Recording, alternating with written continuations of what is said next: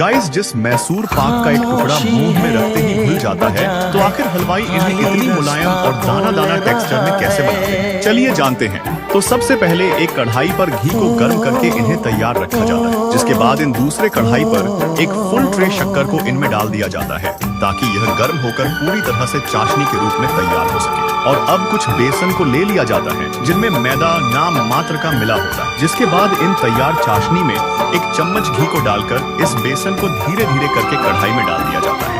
और फिर ये हलवाई एक बड़े से पलटे की मदद से इसे लगातार चलाते रहते हैं, ताकि ये बेसन घी में अच्छे तरह से मिक्स हो जाए। और इस बेसन को कढ़ाई में डालते समय इन्हें लगातार चलाते रहना जरूरी है, ताकि ये कढ़ाई में चिपके नहीं। और अब ये मिश्रण जैसे जैसे गाढ़ा होता जाता है, वैसे वैसे ये हलवाई इनमें गर्म घी को डालते जाते हैं, और घी पड़ते ही बेसन ऊपर उठने लगता है और मिक्सचर झागदार होने लगता है। यानी कि यही वह स्टेज है जहां मैसूर पाक का असली दाना दाना टेक्सचर बनना शुरू होता है और इसका मेल्ट इन माउथ फील बनता है।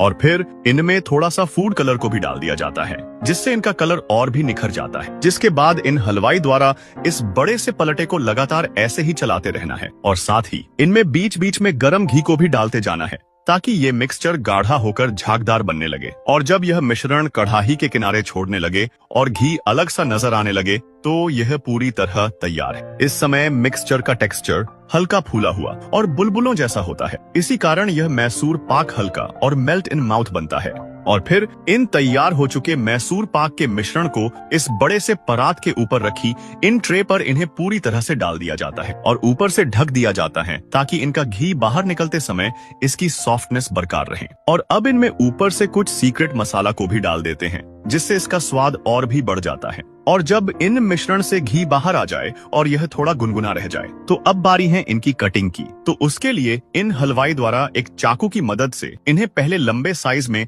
धीरे धीरे करके, एक नहीं दो नहीं, बिल्कुल कई सारे पतले पतले पीस में इनकी अच्छे तरह से कटिंग कर ली जाती है। जिसके बाद अब इन्हें हॉरिजॉन्टल में काटा जाता है, यानी कि इन्हें स्क्वायर शेप दिया जा रहा होता है। और फिर अब बारी है इन्हें ट्रे में सजाने की। तो उसके लिए एक ट्रे को ले लेते हैं, जिनमें इन हलवाई द्वारा इन तैयार मैसूर पाक को एक एक करके इन्हें बड़े ध्यान से इस ट्रे पर अच्छे तरह से जमा लिया जाता है। तो यह प्रोसेस तब तक ऐसे ही चलता रहता है, जब तक इन बचे हुए बाकी सभी मैसूर पाक को भी इन ट्रे में इन्हें अच्छे तरह से सजा नहीं दी जाती है। तो गाइस, इस तरह से हमारा मैसूर पाक बनकर पूरी तरह से तैयार है।